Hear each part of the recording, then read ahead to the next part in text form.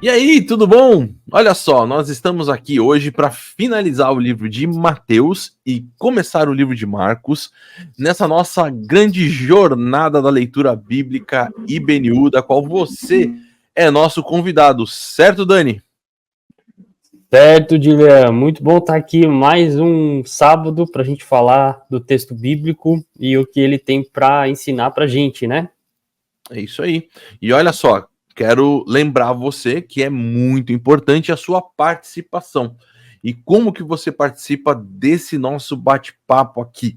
Você deve entrar no site da IBNU, que é www.ibnu.com.br. Lá você vai fazer o download do nosso material do Leitura Bíblica Anual IBNU. Você vai procurar a semana na qual você está, né? Nós estamos agora. Então, nós estamos aqui na semana do dia 18 de outubro. Você vai pegar então da semana que vem, você vai fazer a leitura durante a semana toda dos capítulos que tem ali. E depois disso, você vai entrar aqui sábado, você vai assistir o vídeo com a gente, que um comentário sobre tudo aquilo que você leu, para fazer o quê? Para relembrar tudo aquilo, para gravar, para de repente pensar junto, ver outras opiniões, né? Minha, do Dani, da Carol, da Jennifer, do Matheus, enfim, de tanta gente que tem aqui batido papo com você. E você também participa colocando aqui nos comentários qual foi o texto que mais chamou a sua atenção durante essa semana, o que você aprendeu de novo, o que Deus relembrou no seu coração de coisas importantes, e isso tudo fica guardado para a gente ter esse nosso tempo gostoso juntos. Bom, a gente está falando hoje sobre os dois últimos capítulos de Mateus, mas o foco principal do nosso vídeo vai ser o Evangelho de Marcos, porque esse aí a gente vai fazer o Evangelho inteiro. Então, fica aí com a gente pra gente pensar nesse finalzinho. E olha, ô Dani, o final do livro de Mateus é um final, talvez um dos mais conhecidos, né? De todo os textos que falam sobre esse desfecho de Jesus aqui, enquanto ele ainda estava aqui na Terra, né?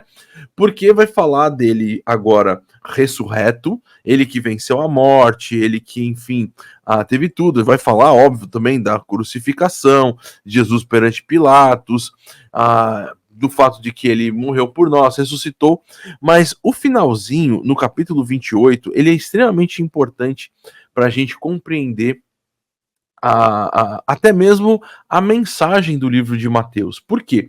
Porque se você lembra, lá no comecinho, lá no capítulo 1, foi falado que viria esse Messias prometido e que o seu nome seria Emanuel, que seria Deus conosco.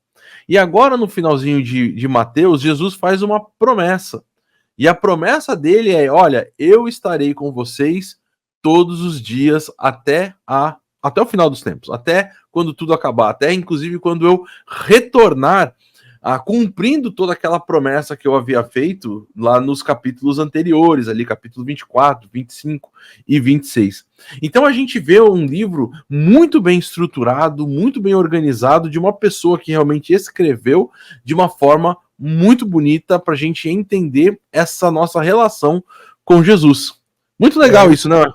Não, é maravilhoso. E vale lembrar que o autor, né, Mateus, ele está escrevendo para os judeus. Então, é um livro que tem esse foco, esse objetivo muito claro de trazer ali os textos bíblicos que apontam para Jesus e mostrando assim, ó, Jesus cumpriu isso aqui, tá vendo? Ó, Jesus fez isso, então ele é o Messias.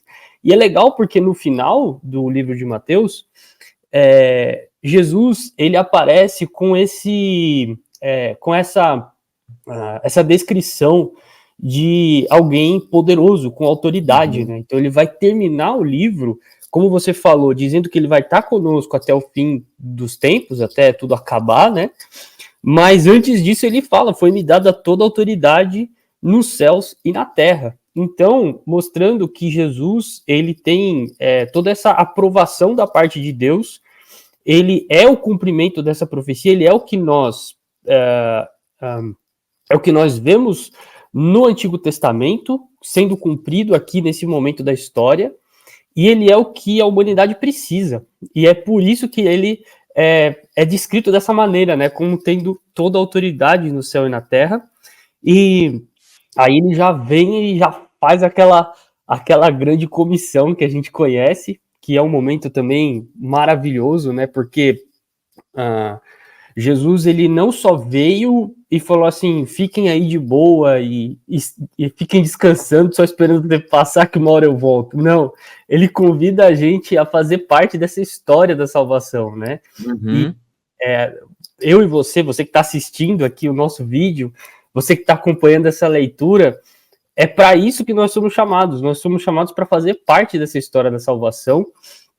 E aí Jesus ele vai falar no verso 19, portanto vão, façam discípulos de todas as nações, quer dizer, apontando para a gente qual é a missão da nossa vida, qual é a vontade de Deus para nós, que é exatamente seguir essa grande comissão, né, Dilean?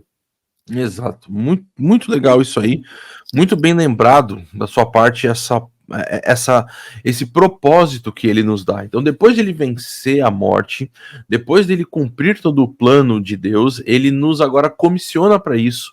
E a gente vê como isso vai ser real, até mesmo, ô Dani, no livro de Marcos.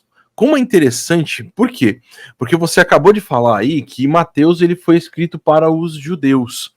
E ele realmente, você vai perceber que Mateus fala muito sobre os cumprimentos do Antigo Testamento, você vai perceber que Mateus ele está sempre relacionando as coisas com aquilo que havia sido dito anteriormente. Eu, inclusive, quero te recomendar aqui, se você procurar aqui no próprio canal do YouTube da IBNU, você vai encontrar alguns materiais bem interessantes que vai ser bem enriquecedor para sua vida. Primeiro deles, nós temos um curso sobre a vida de Jesus, tá? Então, se você quiser maratonar aí, né, o Integriflix dos comentários, tem uma playlist só sobre a vida de Jesus. Nós temos também algumas lives sobre Jesus, mito ou realidade. Então a gente fala um pouco sobre isso, onde a gente aborda algumas questões relacionadas com essa questão. E agora, nesse mês que nós estamos, toda quarta-feira tem saído um vídeo de uma live, né, de cerca de 1h30 com a teologia de Mateus. Então o livro de Mateus está sendo exposto aí, vamos dizer assim, bloco por bloco ao longo das quartas-feiras, com oportunidade, por ser ao vivo, de você entrar, tirar dúvidas, né? Poxa vida, não entendi direito esse capítulo, você pode me explicar o que significa esse versículo de fato? Então vale a pena, recomendo para você participar disso. Porém, o livro de Marcos, que é esse agora que nós vamos entrar, foi escrito por um outro povo. Esse aqui foi escrito para os romanos. E, de certa forma, o que está acontecendo aqui? Se você parar, então, para observar, Jesus, ele manda o povo sair para falar, né, para alcançar pessoas de todos os povos, línguas e nações, como o Dani acabou de falar, ia falar, o Mateus acabou de falar. O Mateus também falou e o Dani repetiu aqui para gente. E agora você vai ver essa mensagem do evangelho chegando a esse povo chamado povo romano. E essa mensagem, isso que Jesus colocou, vai ser então difundido entre eles. Nós sabemos que o apóstolo Paulo escreveu uma carta para os romanos, nós sabemos que o evangelho chegou lá, provavelmente já desde do dia de Pentecostes, né, ali em Atos capítulo 2, porque haviam pessoas dessa localidade que foram para aquela festa, né? Então você tinha judeus e prosélitos, que então receberam a mesma graça, que viram aquilo que aconteceu e entenderam Jesus como Messias. E nós vemos que uma igreja começa a crescer realmente. Uma não, se você ler Romanos capítulo 16, você vê que várias casas ali sediavam, vamos dizer assim, né? Recebiam cristãos para esse momento de comunhão, e a igreja estava crescendo ali naquela cidade. E Pedro, que é um daqueles que provavelmente ficou ali em Roma por um tempo, teve como seu discípulo um homem chamado Marcos, né? Que a gente vê, inclusive, há algumas questões no próprio livro que identificam ele ali, né? Pelo menos dentro dos estudiosos, há uma situação que mostra, esse aqui deve ser o próprio Marcos que escreveu, como ele se insere de uma forma bastante não tão usual, vamos dizer assim, comum dentro do livro. Depois o Dani vai explicar isso para vocês, que ele faz parte dos estudiosos. E aí a gente vai perceber como o livro está focado nessa realidade. O evangelho agora chegando para outras pessoas, para uma comunidade que não era uma comunidade judaica, propriamente dita, para os gentios, pessoas de outras nacionalidades recebendo o evangelho, e qual seria as informações importantes para essas pessoas a respeito de Jesus, para que elas tivessem a sua fé muito bem fundamentada no Jesus verdadeiro e nas boas novas de Jesus. Certo, Dani? Certo, eu acho muito legal isso, porque até tem uma questão, né, uma hipótese aí dos estudiosos de que esse livro de Marcos, ele foi escrito com base no que o próprio Marcos, ele escutava das pregações de Pedro. Então, por isso que isso explica também por que o livro de Marcos ele é um livro tão ágil, né? Ele é um livro com muita ação, com muitos exemplos do que Jesus fez e falou, e com detalhes tão vivos, né? Apesar de ser um evangelho que a gente poderia dizer que é mais curto, ele é mais curto, mas ele tem muitos detalhes que nos outros evangelhos, esses detalhes eles acabam não aparecendo tanto, né? E eu acho interessante porque, considerando, né, que Marcos, ele deve ter ouvido muitas pregações ali aos pés de Pedro, enquanto Pedro evangelizava lá, talvez na cidade de Roma, ou talvez em outros lugares, esse evangelho ele vai ter muita demonstração do poder e da autoridade de Jesus. Tanto é que ele já começa falando de expulsão de demônios, de palavras que Jesus tem de autoridade. Então, eu acho que é muito marcante isso no início do Evangelho de Marcos, quando ali já no primeiro capítulo, né, Jesus já expulsa um espírito imundo, e aí todo mundo fica impressionado, e eles vão falar o que é isso, um novo ensino e com autoridade. Até os espíritos imundos ele dá ordem, eles lhe obedecem. Então, Jesus ele é descrito como essa pessoa que causou um impacto além do que se espera de uma pessoa comum. Jesus ele é descrito como alguém muito superior ao que nós estamos acostumados de pessoas com talento, com dom da palavra ou qualquer coisa parecida, porque ele tem, não só ele tem uma palavra que tem autoridade, mas ele também exerce essa autoridade contra essas hostes espirituais malignas, que são esses demônios, né? Então, Marcos, ele acaba descrevendo Jesus como alguém poderoso, alguém com autoridade, e a única pessoa que teria a possibilidade de oferecer a salvação para nós. Tanto é que, aí eu já vou dar um pequeno pulo lá para o final de Marcos, rapidinho, só para dar um exemplo. Tanto é que lá no final de Marcos... Vamos fazer o livro todo, meu.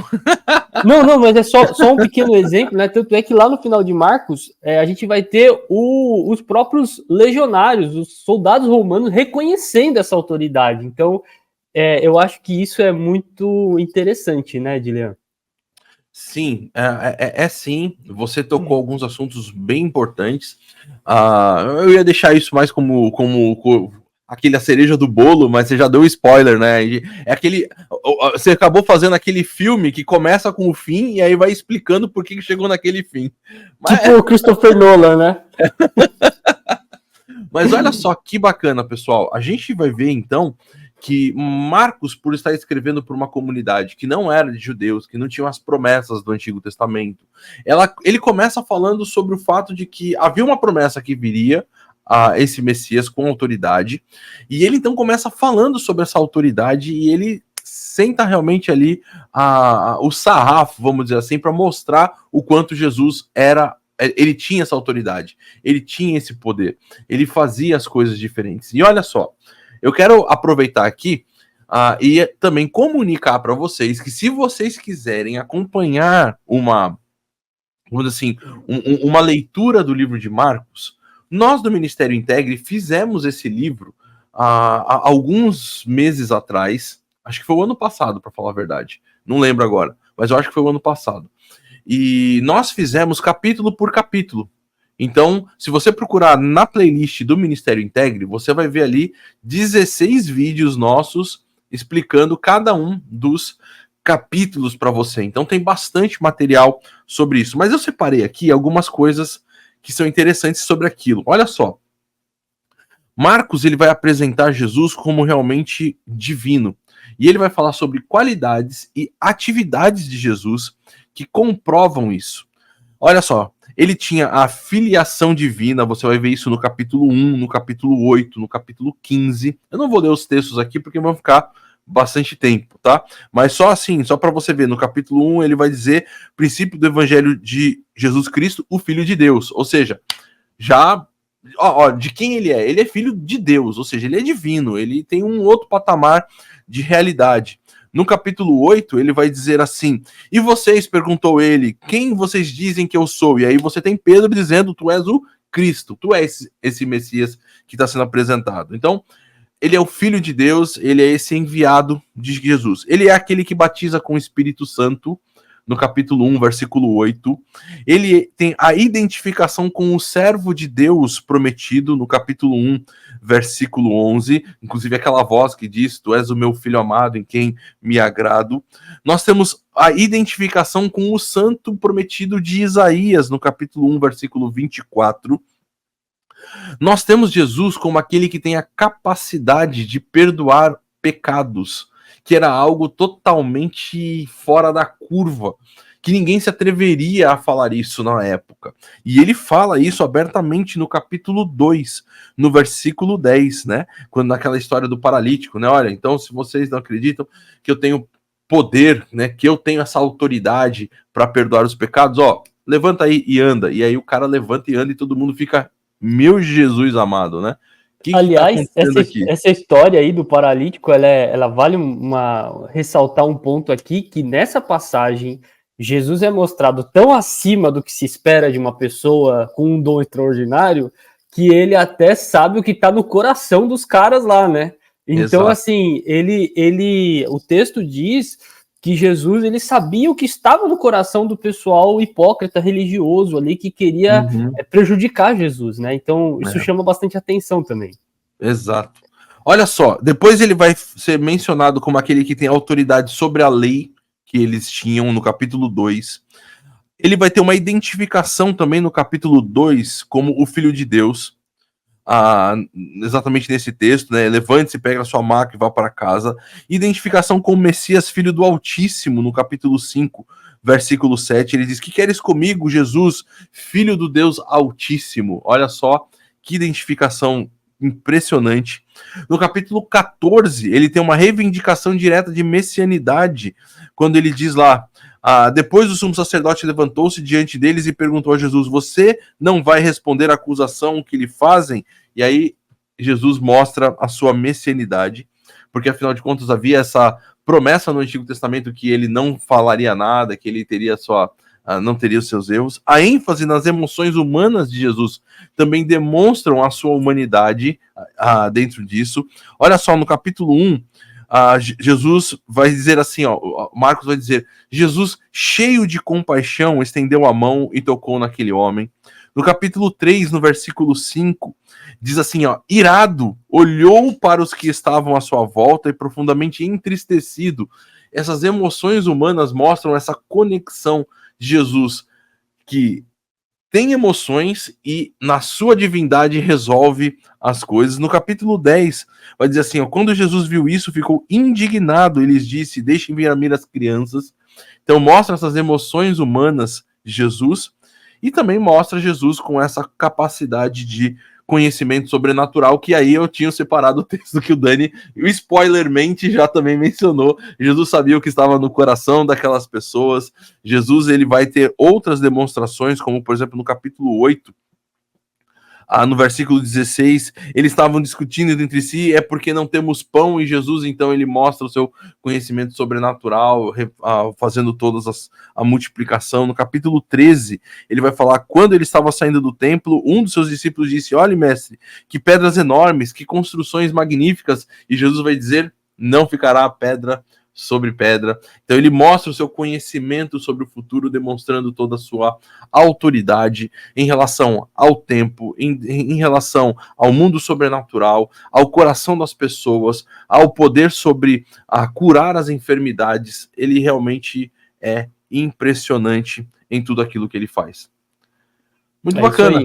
Muito bom, muito bom. E interessante porque a gente poderia até lembrar aqui que, como é um evangelho que foi escrito para os romanos, que nem a gente estava falando lá atrás, lembre-se, você que está ouvindo a gente, né, que na época em que foi escrito, a gente não tinha esse livro grande aqui com várias páginas, né? Então muitas vezes a pessoa recebia, só tinha acesso a um evangelho ali na hora, talvez uma carta do apóstolo Paulo, alguma coisa parecida. E aí quando chegava um evangelho desse, ele vem com todas essas informações que o Diller acabou de destacar, que são informações cruciais para o crescimento de uma igreja. E, por exemplo, um detalhe que eu destaco, que o Diller falou aqui, é nessa passagem em que Jesus está com os discípulos ali no barco, né? Uhum. E ele vai falar daquela questão do fermento dos fariseus, né? Para eles terem cuidado com o fermento dos fariseus, e tem toda essa preocupação de Jesus para que a gente possa ter o entendimento do que é que a gente está fazendo diante de Deus, como que a gente está se relacionando com Deus e com o próximo. Essa é uma das grandes preocupações do Evangelho. É como que a gente segue esse Jesus, que é tão diferente da gente, que é tão acima da média, mas que ao mesmo tempo se identifica conosco. O que a gente tem que prestar atenção na nossa vida para que a gente possa se relacionar com Jesus dessa maneira, né? Então, a gente percebe Jesus, ele, por exemplo, no capítulo 7, ele falando contra essa questão da tradição sem você pensar no que você está fazendo. Uma tradição, talvez, que é mecânica, algo absolutamente para você tentar se livrar da sua obrigação, entre aspas, e tá te convidando para um relacionamento verdadeiro com Deus, né? Um relacionamento intencional, que você tenha intencionalidade no momento que você estiver ali com Deus e com o próximo. E não somente algo para você falar assim, eu já fiz a minha parte e tá tudo certo. Não, Jesus fez a nossa parte, nós somos incapazes de fazer a nossa parte, por isso que ele fez no nosso lugar. E agora ele nos convida exatamente para a gente ter toda essa liberdade da gente se relacionar com Deus de forma verdadeira, de forma intencional, em espírito e em verdade, como vai dizer lá em João, a gente vai ver isso depois, mas e com o nosso próximo, né? Então, eu acho que isso merece um certo destaque também, de Leandro. Merece com certeza. E olha, a gente acabou não dando ênfase isso no texto de Mateus, porque a gente ia depois fazer o livro de Marcos, e é claro que a gente quer dar uma ênfase especial em algo que todos os 4 evangelhos vão mencionar, porque sem sombra de dúvida, vamos dizer assim, é o clímax dos 4 evangelhos, né? Que é exatamente a morte e a ressurreição de Jesus. A gente meio que passou por cima disso ali em Mateus, que seria o capítulo 27, mas a gente não quer passar por cima aqui em Marcos, a gente quer aproveitar Marcos, que estamos fazendo ele completo. E olha só, pessoal, como foi falado, Jesus, ele tem autoridade, Jesus, ele tem a sua presença, vamos dizer assim, divina, a sua autoridade divina, isso tudo é mostrado. Marcos, ele vai então agora dar ênfase a essa crucificação. Você vai ver que ele vai passar perante Pilatos, que é essa conexão romana com aquelas pessoas. E aí, muito bem lembrado pelo Daniel lá na frente, com seu spoiler antes do tempo, né? Ele vai fazer o quê? Agora, mesmo Jesus, pensam na importância disso, né? Uma carta que está sendo escrita para os romanos, o que seria? Pô, mas espera aí, a nossa autoridade romana ali naquele lugar condenou Jesus. Então esse cara não é bom.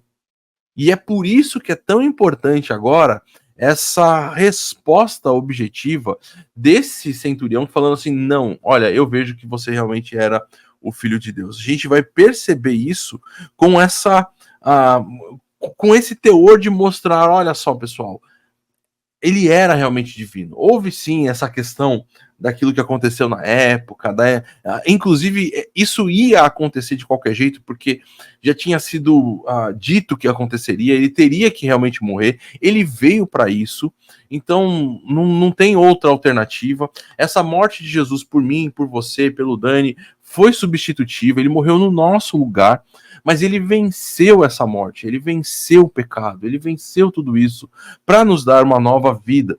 E isso vai estar com esse foco tão grande no livro de Mateus, de Marcos, de Lucas e João, do fato de que ele realmente morreu, mas ele, depois de 3 dias, ressuscitou. A gente não tem como falar sobre os evangelhos e não falar sobre a morte e ressurreição de Jesus. E eu espero que toda essa autoridade desse que ele não morreu, mas ele, nesse sentido, mas ele deu a vida por você. Ele, tendo toda a autoridade, sendo Deus, decidiu por amor dar a vida dele por você. E é claro que, como o Dani colocou aqui, a gente tem essa conexão, a gente tem que ter algum tipo de... Ele fez tudo isso para nos ligar com ele novamente. E a gente quer que, mesmo que você talvez fique em dúvida sobre um outro texto do livro de Mateus, de Marcos, até o Apocalipse, mesmo que você tenha qualquer tipo dessa questão, que você tenha uma convicção: Jesus realmente é Deus, ele morreu naquela cruz por mim, pelo Dani, por você, para pagar a dívida de pecado que nós tínhamos, e ele ressuscitou em vitória no 3º dia para dar, para oferecer essa mesma vitória para todos nós. Então essa vitória é nossa, porque ele nos deu, ele falou assim: vocês podem participar disso conosco. Então é muito importante a gente falar sobre isso, a gente não esquecer dessa grande vitória de Jesus, e a gente vê que é por causa dessa vitória ele tem essa autoridade para que a gente agora tenha uma missão de falar sobre ele por todos os cantos. E Marcos, ele vai terminar de forma diferente. Ele vai falar assim: olha, Jesus apareceu para todos os 11, porque afinal de contas Judas ele se suicida, e depois disso a grande verdade é a seguinte: para a gente, até esse finalzinho de Marcos, que é tão controverso, a questão é a seguinte, pessoal: a autoridade de Jesus tem trazido poder aos seus discípulos ao longo dos tempos. Se você estudar a história da igreja, se você ler o livro de Atos, você vai ver a quantidade de coisas miraculosas, e nós vamos ler ele juntos, né?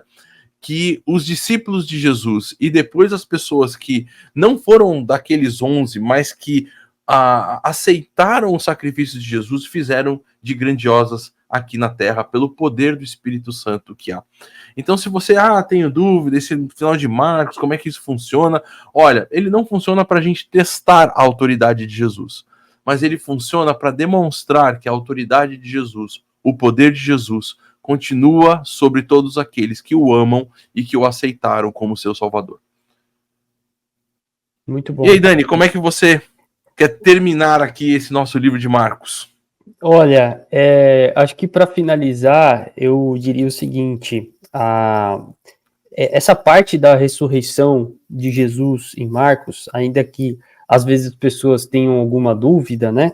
Como você falou, eu acho que vale a pena a gente ponderar 2 questões. Primeira, que o texto, ele, seja ele terminando, né, no verso 8 ou depois no verso 20, não tem problema, porque vai corroborar com tudo aquilo que é escrito nos demais evangelhos, no livro de Atos e até nas cartas de Paulo. Tem muita coisa que a gente observa que está de acordo.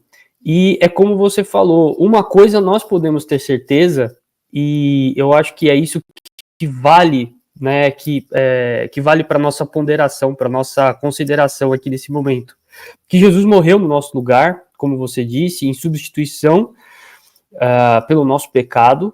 E a Bíblia, ela vai ter, em vários momentos a gente vai ler a Bíblia e vai encontrar pontos que a gente fala assim: nossa, mas eu não estou compreendendo isso aqui direito. Mas calma, se você não está compreendendo alguma coisa direito, não tem problema. Tem coisas que, de fato, a gente talvez tenha dificuldade de compreender. Alguns textos a gente fala: nossa, mas o que ele está querendo dizer aqui? né? Até o próprio apóstolo Pedro escreveu na sua carta que Paulo disse coisas que eram difíceis de entender. Então, veja, não se desespere, porque o essencial que a gente precisa entender é isso aqui, é a ressurreição de Jesus. É o que Marcos está falando para a gente, é sobre a vida deste homem e Deus que morreu no nosso lugar, que deu a sua vida, entregou a sua vida no nosso lugar para que a gente pudesse ter acesso pleno, desimpedido a Deus. E isso, assim, a gente não consegue nem mensurar, nem quantificar o valor que isso tem, porque a gente jamais poderia ter tido esse acesso a Deus se não fosse pelo sacrifício de Jesus. Então, reconhecer esse valor do que Jesus fez por nós vai muito além de qualquer dúvida que a gente possa ter em cima do texto bíblico. Então, às vezes a gente não entende um texto, tem alguma dúvida ali, o que Jesus quis dizer, o que Paulo quis dizer, mas o essencial é isso, Jesus morreu no nosso lugar. Então, é isso aí. A gente vai buscando aí conversar, vamos colocando as dúvidas aqui embaixo para a gente discutir e tentar entender tudo junto aí. Bom, é isso aí então, pessoal. Um grande abraço para todo mundo. E se você está aqui acompanhando a nossa leitura, faça então agora da semana que vem. E se você está aqui por São Paulo, amanhã a gente tem a nossa celebração às 9h30, tanto online quanto o culto no nosso espaço aqui na Rua Tianguá, número 25, e a nossa celebração às 11h15. Venha participar com a gente, vem conhecer a gente. Vai ser uma grande alegria ter você aqui com a gente. Dani, brigadão por tudo. A gente se vê num próximo vídeo. Tchau, galera. Tchau.